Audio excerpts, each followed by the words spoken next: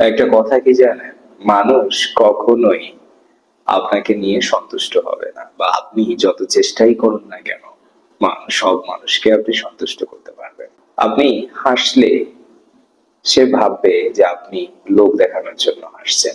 আপনি যদি কাঁদেন তাহলে আপনাকে বলবে আপনি কাপুরুষ। আপনি যদি ভয় পান তাহলে আপনাকে বলবে দুর্বল। আপনি যদি সাহস দেখান তাহলে আপনাকে বলবে উদ্যত। আপনি যদি কম দামি পোশাক পরেন তাহলে আপনাকে বলবে ওর কোনো ক্লাস নেই। আর যদি বেশি দামি পোশাক পরেন তাহলে বলবে টাকার গরম দেখাচ্ছে।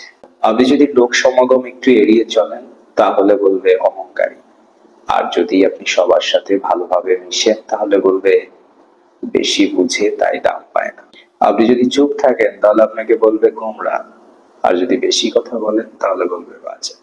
এই জন্য আপনি সবাইকে সন্তুষ্ট করতে পারবেন না। আপনার জীবনে সবাইকে সন্তুষ্ট করাও অসম্ভব।